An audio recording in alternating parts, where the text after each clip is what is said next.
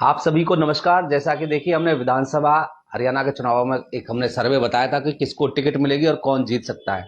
इसी संदर्भ में आज हम पहुंचे हैं फरीदाबाद नगर निगम के चुनावों को लेकर के। मेयर प्रत्याशी कौन होगा भाजपा की तरफ से, कौन पार्षद प्रत्याशी होंगे। हमारे साथ श्रीमान विजेंद्र बंसल साहब है, जिन्होंने फरीदाबाद के कितने लोगों को पत्रकारिता क्षेत्र में आने के लिए एक तरीके से इनडायरेक्टली उन्हें आमंत्रण दिया, क्योंकि सर आपको देख करके मेरे जैसे लोग बहुत आए और कुछ आपसे सीखा, और आपने आज मुझे कई महीनों में समय दिया मिलने का।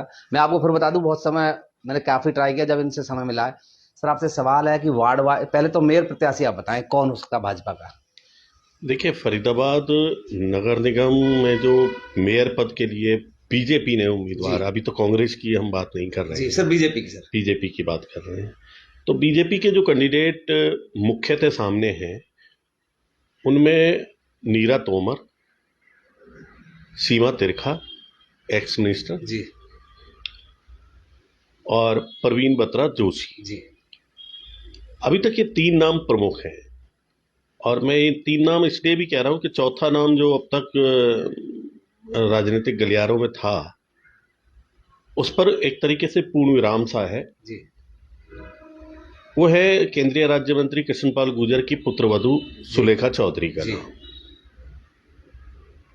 वो ऐसा बताया जा रहा है, उसकी पुष्टि तो क्या करें, लेकिन ऐसा बताया जा रहा है कि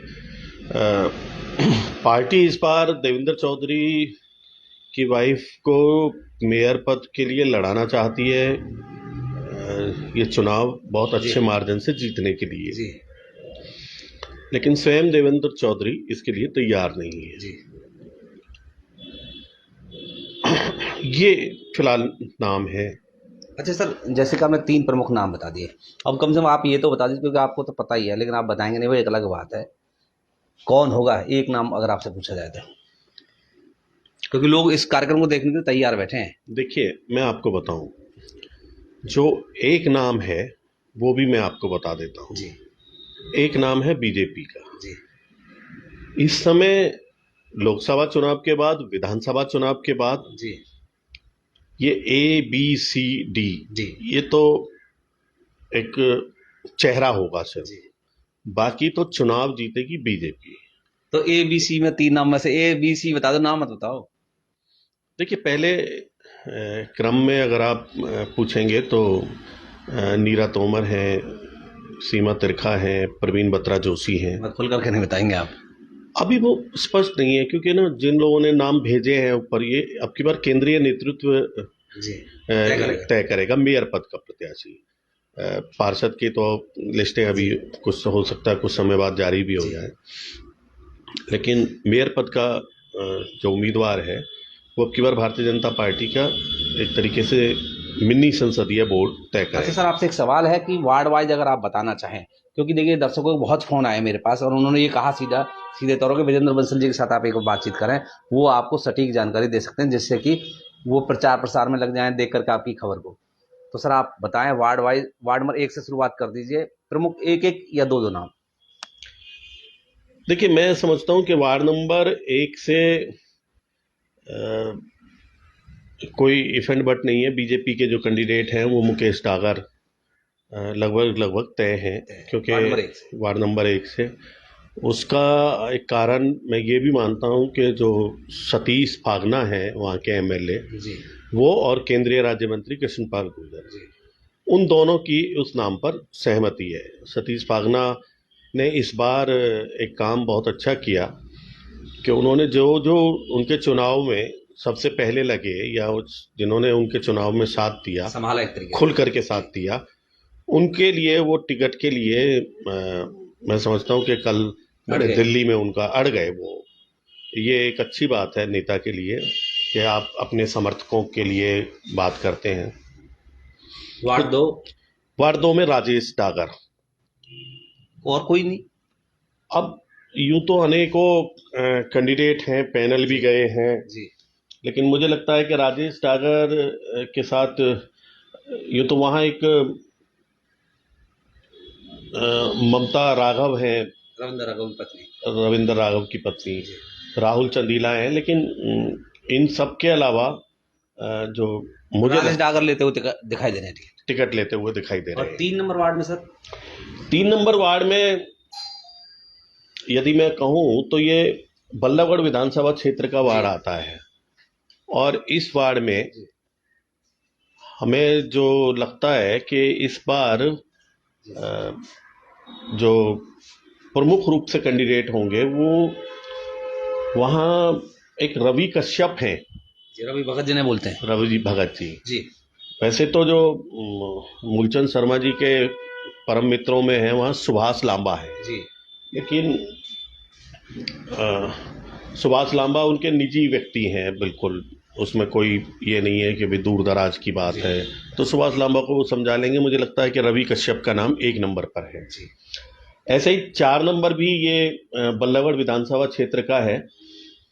इसमें 2 नाम बाद में चर्चा में रहे। एक तो ज्ञानेंद्र भारद्वाज की पत्नी है संगीता भारद्वाज जी, और दूसरे वहाँ हैं सुरभि अरोड़ा, ये दीपांशु अरोड़ा की पत्नी है।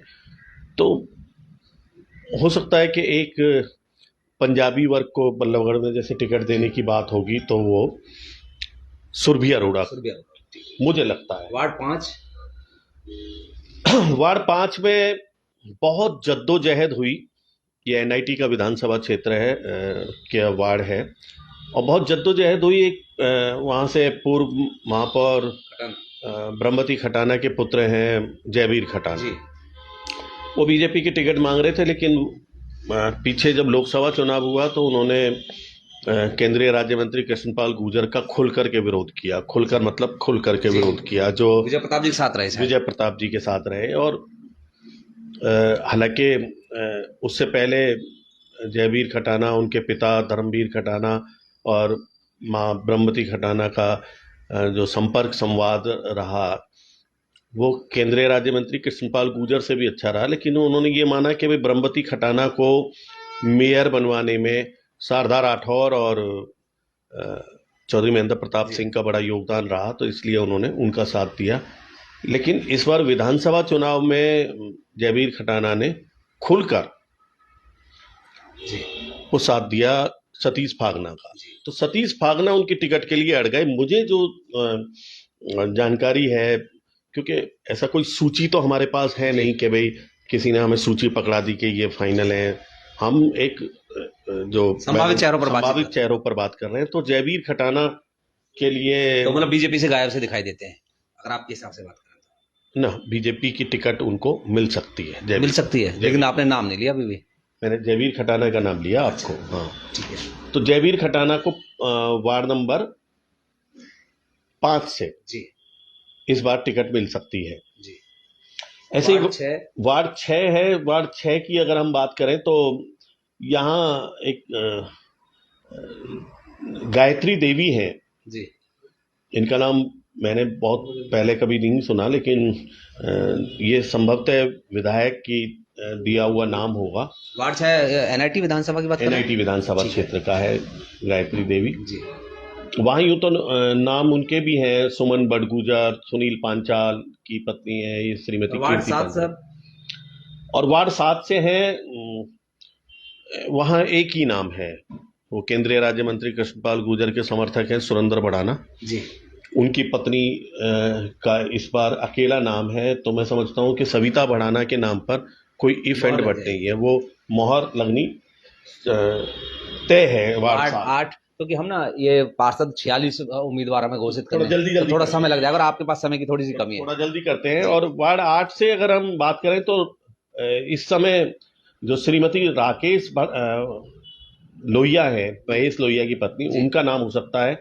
और वार्ड 9 से अगर हम बात करेंगे तो ये इस बार तय कर दिया है कि एक जो नीरज भाटिया है वहाँ व्यापार समिति के अध्यक्ष, उनकी पत्नी संगीता भाटिया। वार्ड 10 से यूँ तो सतीश फागना के भाई कविंदर का भी नाम था, लेकिन मुझे लगता है कि वहाँ आदेश यादव को टिकट दे दी जाए। स्कूल भी हैं अपने। अच्छा, मेरी ये जानकारी में नहीं। वार्ड 11 से यदि हम बात करें तो इसमें कई नाम हैं, लेकिन वार्ड 11 से ज़्यादातर मुझे लगता है कि ये संदीप भड़ाना का नाम वहाँ चलेगा। जी। वार्ड 12 से अगर हम बात करें तो वो तय है, जो पूर्व महापौर हैं श्रीमती सुमन बाला, उनका नाम उस वार्ड सुमन से। वाला को दोबारा से चुनाव लड़ाया जाएगा? हाँ, क्या अक्सर बीजेपी देखते हैं लड़ाती नहीं है? पार्षद का चुनाव लड़ा। सुमन वाला का ट्रैक रिकॉर्ड बहुत अच्छा रहा। सुमन वाला का जो मेयर का वाला टेन्योर रहा कि किसी पे भी दाग लगाओ, सुमन वाला ने बहुत पाक साफ तरीके से कार्यकाल चलाया। ऐसे ही वार्ड 12 में, वार्ड 12 सुमन वाला मैंने बता दिया। वार्ड 13 में थोड़ा सा अभी डिस्प्यूट चल रहा है। जी। वहाँ जो मौजूदा पार्षद है मनोज नासवा, उनकी जगह एक नाम आया हरिकृष्ण गिरोटी। जी। अब ये देखते हैं कि हरिकृष्ण गिरोटी को वहाँ टिकट मिलेगी या मनोज नासवा को मिलेगी। इन दोनों के बीच झूल रही है वो टिकट। वार्ड 14 में जो पहले नरेश नंबरदार उनके खास समर्थक माने जाते हैं। हाँ, जो विपुल गोयल के खास समर्थक हैं, ये फरीदाबाद विधानसभा आ गई है अब वार्ड 14 में। तो इसमें वैसे तो वहाँ वो जो केंद्रीय राज्य मंत्री हैं वो धर्मपाल की पत्नी सुमन भारती को भी चुनाव लड़ाना चाहते हैं। एक लक्ष्मण तंवर भी चुनाव लड़ना चाहते हैं, लेकिन वहाँ नरेश नंबरदार की बात ज्यादा की जा रही है। नरेश नंबरदार को विपुल गोयल टिकट दे सकते हैं, क्योंकि वहाँ उनकी महिला आरक्षित हो गया, जो उनका अपना वार्ड है एक नहर पार बुड़ैना के आसपास का। ऐसे ही एक वार्ड 15 में कोई इफेंट बट नहीं है। जो पूर्व वहाँ के, जो वर्तमान में कह सकते हैं, वर्तमान में जो पार्षद हैं वही दोबारा पार्षद है जसवंत सिंह, सरदार जसवंत सिंह, उनका टिकट लगभग तय है बिल्कुल। अच्छा। वार्ड 16 से इस बार जो धनेश अदलखा ने एक रिकमेंडेशन दी है, वो दी है सरदार सतपाल सिंह पाले की। लेकिन ऐसा हो सकता है कि वार्ड 16 में एक चेंजिंग ये हो सकती है कि अगर मनोज नासवा को वार्ड 13 से चुनाव नहीं लड़ाया गया तो वार्ड 16 से भी चुनाव लड़ाया जा सकता है। इस तरीके की चर्चा है। मतलब आप फील्ड में जाकर के देखते हैं और नेताओं के इर्द गिर्द भी कोई बात निकलती है तो वो यही निकलती है। ऐसे ही वार्ड 17 में बिल्कुल तय है कि जो निवर्तमान पार्षद है सतीश चंदीला, उनकी पत्नी शोभा चंदीला को चुनाव लड़ाया। तीसरी बार इन पर दाव खेलेगी भाजपा। सतीश चंदीला का जो व्यू है वो धनेश के साथ भी एक तरफा रहा और केंद्रीय राज्य मंत्री कृष्णपाल गुर्जर के प्रति भी, और पहले जब सीमा त्रिखा जी चुनाव लड़ती थी उनके प्रति भी उनका सॉफ्ट कॉर्नर रहता था। वार्ड 18 से जो बीजेपी के जिला महामंत्री हैं सुरेंद्र जांगड़ा, उनका नाम है। लेकिन ऐसा भी हो सकता है कि सुरेंद्र जांगड़ा की बजाय एक करमवीर बैसला हैं, जिन्होंने इस बार धनेश अदलखा के चुनाव में ज़्यादा काम किया, तो उनको भी टिकट दिया जा सकता है। तो अभी ये ऐसे चल रहा है। और वार्ड 19 ये सैनिक कॉलोनी वाला वार्ड है। इसमें राकेश कुमार धुन्ना भी हो सकते हैं और जगत सिंह फागना भी हो सकते हैं। ठीक है। वार्ड 20 में यदि मैं आपको कहूं तो मुझे लगता है कि वहां से दीपक बैसला तो सर वही है ना जो कृष्णपाल गुर्जर जी की गाड़ी में अक्सर हर जगह आया जाया करते थे। वो है अजय बैसला, विजय बैसला हैं वो, जो कृष्णपाल गुर्जर जी के साथ रहते हैं, वो विजय बैसला हैं। ये दीपक बैसला मेवला महाराजपुर के हैं। और वार्ड 21 से वीरेंद्र भड़ाना को टिकट दिया जा सकता है। वैसे वहाँ आकाश गुप्ता भी टिकट मांग रहे हैं, दावेदारी कर रहे हैं। तो वीरेंद्र भड़ाना तो वही है ना जो ग्रीनफील्ड कॉलोनी के प्रधान भी हैं। हाँ, वही जी।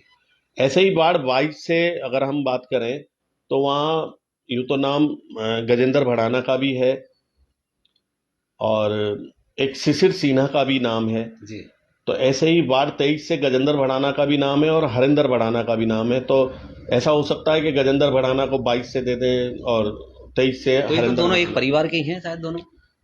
हाँ, एक ही परिवार के हैं, बिल्कुल चाचा भतीजे बताया जाता है इनको। नहीं, उसमें अभी कांग्रेस के पूर्व में पार्षद रहे हैं जितेंद्र भड़ाना, वो हाल ही में बीजेपी का दामन थामा राजेश नागर के माध्यम से। मेरी जो जानकारी में है कि जितेंद्र या जित्ते भड़ाना का नाम पैनल में भी शायद ही गया हो। एक वार्ड 24 से ये सराय ख्वाजा वाला वार्ड है। इसमें निवर्तमान पार्षद है जितेंद्र यादव उर्फ बिल्लू जी। अब जितेंद्र यादव का नाम केंद्रीय राज्य मंत्री दे रहे हैं, तो दूसरी तरफ से देवेंद्र अग्रवाल देबू का नाम राजेश नागर दे रहे हैं। अब दोनों का आपस में झगड़ा चल रहा है, वो कौन कौन जीतेगा वो देख लेते हैं बाद में। ऐसे ही वार्ड 25 में अगर हम बात करें तो श्रीमती भारती डंगवाल भाकुनी है, जी और इनके सामने जो ठोस और कैंडिडेट हैं वो ओम प्रकाश रक्षवाल की पत्नी गीता रक्षवाल हैं, जो पहले पार्षद रह चुके हैं। वार्ड 26 में हम बहुत जल्दी और आ जाते हैं कि ये सोमलता भड़ाना का नाम केंद्रीय राज्य मंत्री कृष्णपाल गुर्जर जी ने दिया है, और वार्ड 26 से यदि हम बात करें तो रवि भड़ाना को भी टिकट मिल सकता है। वार्ड 27 से एक श्यामवती चेयरमैन है, उनका नाम मुझे लग रहा है कि ज़्यादा आगे है आया, पप्पी चेयरमैन की वाइफ होंगी ये। और वार्ड 27 से 28 से लगभग तय है कि जो तिलपत के सरपंच है उमेश सरपंच, उनका नाम दिया जा सकता है।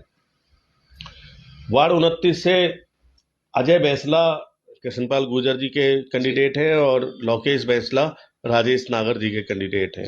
अब दोनों में से किसकी टिकट होती है, ये कुछ टिकटें जो मैं दो नाम बता रहा हूँ, ये जो दो नाम बता रहा हूँ ये सारे के सारे मुझे लगता है कि मुख्यमंत्री या मनोहर लाल जी के लेवल पर जाकर के तय होंगी। ऐसे ही वार्ड 29 से मैंने आपको बताया, वार्ड 30 में जो मुझे लगता है कि अनिल नागर की भी टिकट हो सकती है, और राजेश नागर वहां से राजेश तंवर का टिकट मांग रहे हैं, तो ये भी टिकट वहीं जाकर के फाइनल होगी। वार्ड 31 में मुझे लगता है कि विपुल गोयल कम से कम अपने विधानसभा क्षेत्र में 2 वैश्यों को टिकट देगा, तो एक वार्ड 31 से वो करण सिंगला हैं, शेफाली सिंगला की टिकट दे सकते हैं। पंकज सिंगला जो युवा के जिलाध्यक्ष हैं, उनके छोटे भाई की करवाई। छोटे भाई हैं या बड़े भाई हैं, मुझे इतनी जानकारी नहीं है जी। ऐसे ही अगर मैं बात करूं, ये अगला नाम आया है वार्ड 32 से। वार्ड 32 में विनोद भाटी वर्सेज चल रहा है कि विनोद भाटी ने विपुल गोयल के खिलाफ चुनाव प्रचार किया जी। तो उनकी जगह अब कौन आएगा, कौन नहीं आएगा जी।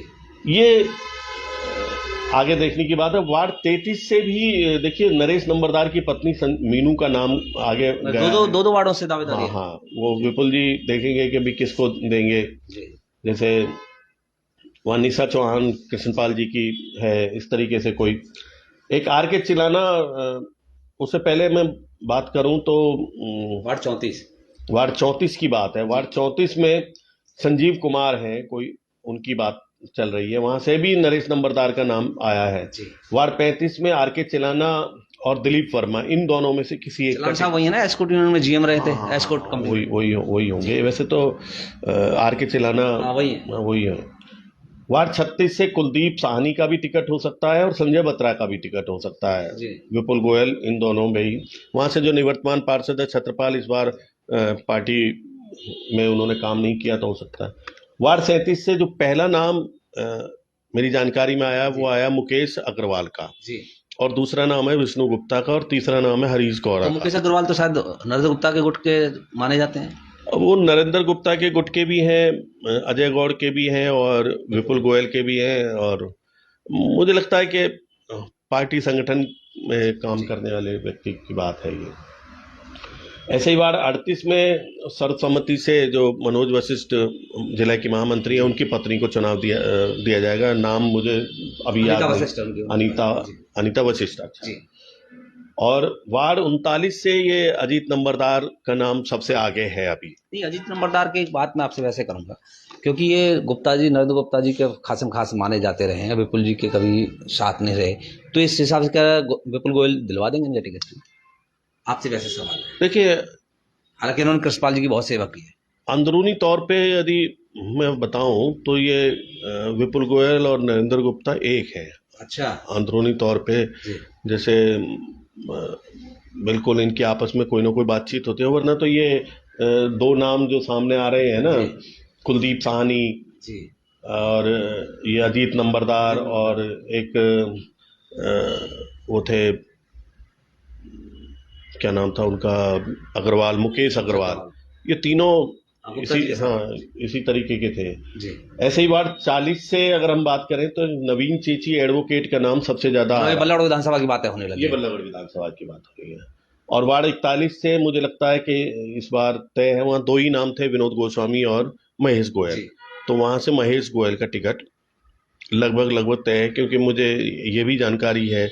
मैं ये सारे जी शॉर्ट लिस्ट शॉर्ट लिस्ट इसलिए कर रहा हूँ कि विनोद गोस्वामी या गोस्वामी परिवार ने वहाँ अपना निर्दलीय चुनाव लड़ने का फैसला भी कर लिया है। लेकिन एक चीज है, दीपक चौधरी के सामने कहीं टिकते हुए नजर आएंगे आपको लगता है भाजपा नहीं, स्थिति रहेगी? पिछली बार भी जब दीपक चौधरी के सामने चुनाव लड़ा महेश गोयल ने, तो कुल 38 वोटों से चुनाव हारा था। और उसमें किस तो बहुत तरीके ज्यादा लहर भी थी।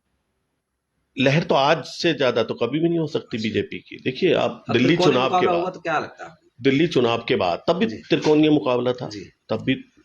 तो महेश गोयल को जिताने के लिए इस बार कृष्णपाल गुर्जर भी पूरी कोशिश करेंगे, और मुझे लगता है विपुल गोयल का भी महेश गोयल के ऊपर हाथ रहेगा। और ये मूलचंद शर्मा जी के लिए तो एकदम प्रतिष्ठा का प्रश्न रहेगा। ऐसे ही बार 42 में जो शहर बल्लभगढ़ का है, उसमें वैसे तो जो वहाँ हक बनता है पार्टी के नाते, जो मैं देखता हूँ, वो संजीव बैसला का बनता है। लेकिन मुझे लगता है कि बुद्धा सैनी की वहाँ टिकट फाइनल हो गई है और बुद्धा सैनी को चुनाव लड़ाया जा सकता है। बुद्धा सैनी का कोई किराया मतलब कि क्यों उनको टिकट दे रहे, कुछ ऐसा आपको लगा? ऐसा योगेंद्र जो बुद्धा सैनी है, वो बेसिकली ठीक ठाक अपना उनका रैपट भी है, चाल चलन भी है, और पूर्व पार्षद भी है। और मूलचंद शर्मा की एक खासियत है कि वो अपने पुराने आदमियों को छोड़ते नहीं। ये हार जीत वाला तो एक अलग मेहनत का काम है। और ऐसे ही वार्ड 43 में स्वराज सिंह है, नरेंद्र भाटी की धर्मपत्नी है। तो इन्हीं का मुझे ज्यादा, जैसे वार्ड 43 की बात करें, स्वराज सिंह सबसे ज्यादा वहां पर जो मूलचंद जी के कार्यक्रम किए वो प्रमोद राणा जो IMT के प्रधान भी रहे हैं, दीपक यादव जो स्कूल वाले हैं उन्होंने किए। स्वराज सिंह ने शायद मुझे लगता है कि कुछ ही कार्यक्रम किए जो अब मेरी नजर में है, क्योंकि वार्ड 43 में सबसे ज्यादा कवर किया।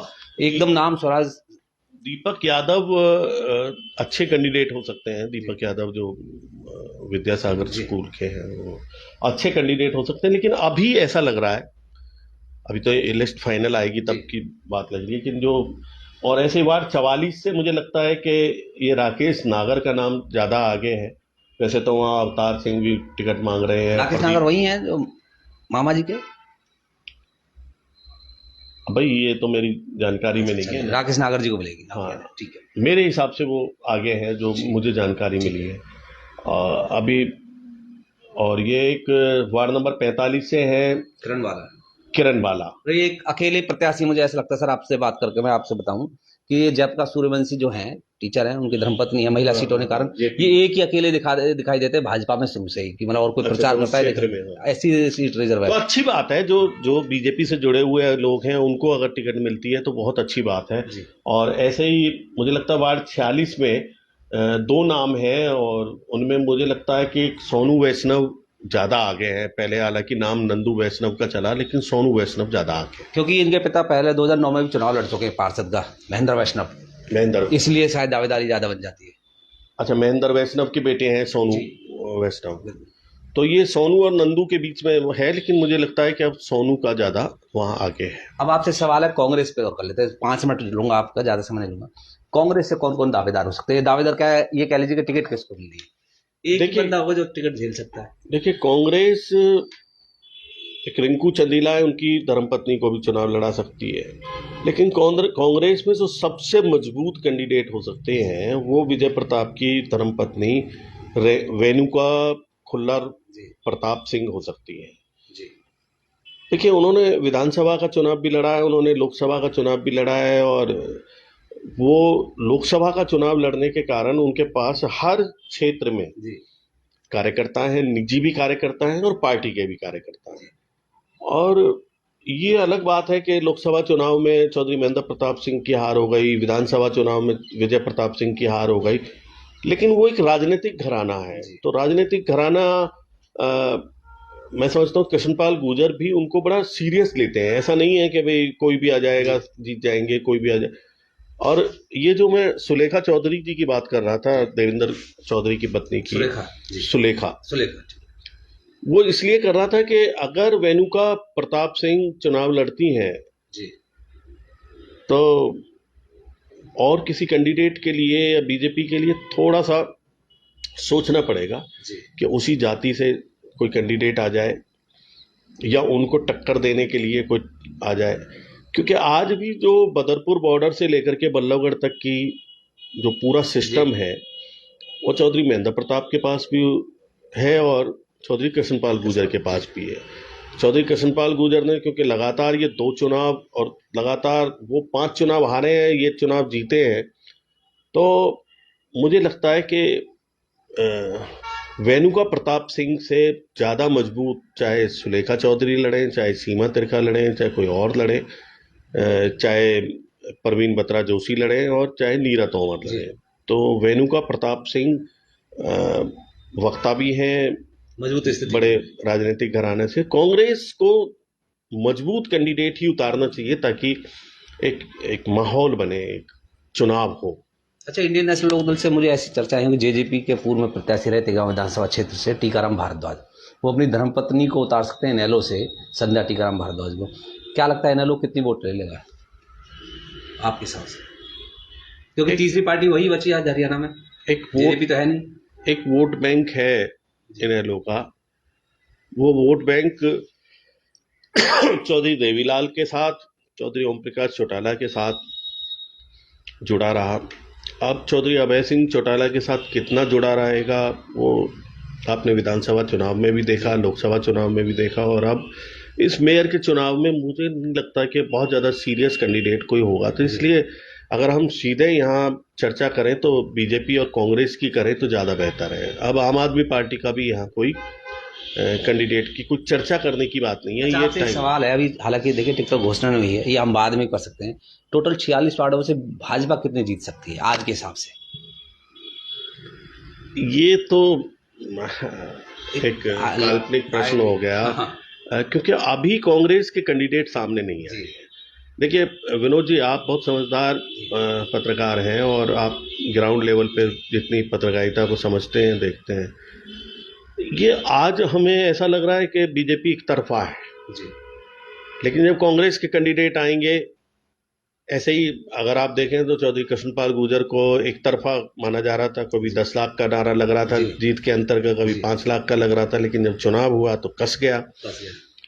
सामने कैंडिडेट कौन आता है, आप ये लगाइए कि बिल्कुल स्पष्ट तौर पर कोई एक बिल्कुल विजेता कैंडिडेट का आप नाम लीजिए कि भाई 5 दिन बाद बता पाएंगे अच्छे से, जब कांग्रेस के टिकट डिक्लेयर हो जाएंगे। हाँ, कांग्रेस के टिकट डिक्लेयर हो जाएंगे तो मैं ये बता दूंगा कि यहाँ चुनाव कसा हुआ है और यहाँ चुनाव एक तरफा बीजेपी के या कांग्रेस के हक में। चलिए, धन्यवाद सर आपका बहुत बहुत। देखिए दर्शकों से एक अपील कि आप हमसे जुड़े रहें, और अगर हमें साहब समय देंगे विजेंद्र बंसल जी, तो दोबारा चर्चा करके आपको क्लियर स्पष्ट स्थिति बताएंगे कि कितने भाजपा जीतेगी, कितने कांग्रेस, कितने अन्य दल भी जीत सकते हैं, कोई निर्दलीय प्रत्याशी जीतेगा। क्योंकि अभी तो टिकटॉक घोषणा होना बाकी है, फिर नामांकन किए जाएंगे, फिर नामांकन विड्रॉ भी किए जाएंगे, उसके बाद जब चुनाव चलेगा तो हम आपसे जरूर दोबारा से जुड़ेंगे। बहुत बहुत धन्यवाद।